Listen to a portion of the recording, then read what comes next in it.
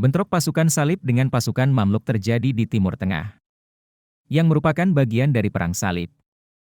Pasukan Salib merupakan kontingen pasukan gabungan Eropa yang telah bercokol di Timur Tengah sejak tahun 1096 untuk melakukan perang suci merebut Yerusalem dari tangan Muslim. Akibatnya pasukan Salib menguasai Yerusalem, Antioquia, Libanon dan Edessa. Pasukan Mamluk dapat ketenaran militer setelah menghentikan gerak maju pasukan Mongol di Ain Jalut tahun 1260. Bentrok pertama pasukan Mamluk dan pasukan Salib terjadi pada periode dinasti Ayyubiyah yang menguasai Mesir di bawah Sultan Al-Salih, yang mempunyai pasukan budak yang disebut Mamluk. Merupakan pasukan elit dan kavaleri berat yang sangat terlatih. Terjadi pada tahun 1244 dalam pertempuran Harbiyah di wilayah Palestina. Pasukan Mamluk di bawah Sultan Al-Salih mengalahkan secara telak pasukan Salib. Pasukan Salib mencoba membalas dalam pertempuran Al-Mansurah tahun 1249 dan pertempuran Fariskur tahun 1250. Pasukan Mamluk keluar sebagai pemenang. Setelah itu Mamluk merebut kekuasaan di Mesir dan mendirikan dinasti Mamluk pada tahun 1250.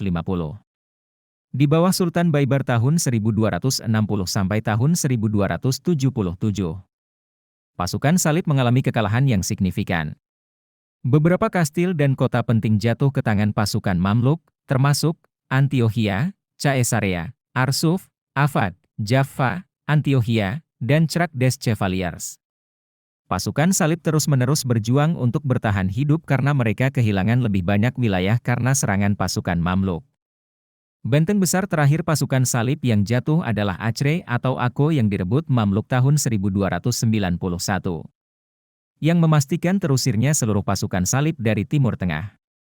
Yang lebih mengesankan dari kemenangan Mamluk atas pasukan Salib adalah tekanan yang diberikan oleh pasukan Mongol yang berpusat di Iran yang mendirikan dinasti Ihanat. Yang mencoba merebut Suriah kembali setelah kekalahan Mongol di Ain Jalut. Ancaman pasukan Mongol lebih besar dari pasukan Salib. Yang menjadi perhatian penuh Mamluk. Namun Mamluk berhasil mengalahkan usaha pasukan Mongol tersebut dalam pertempuran Homs tahun 1281. Bentrokan Mamluk dan pasukan Salib berlanjut dalam Perang Laut. Pasukan Salib yang terusir dari Timur Tengah masih menguasai Laut Mediterania Timur, yang berbasis di Pulau Siprus dan Rhodes. Perang Laut ini berlangsung lama, karena dinasti Mamluk tersedot perhatiannya dalam pertikaian internal untuk memperebutkan suksesi kekuasaan dan kehancuran akibat serangan Timur Leng.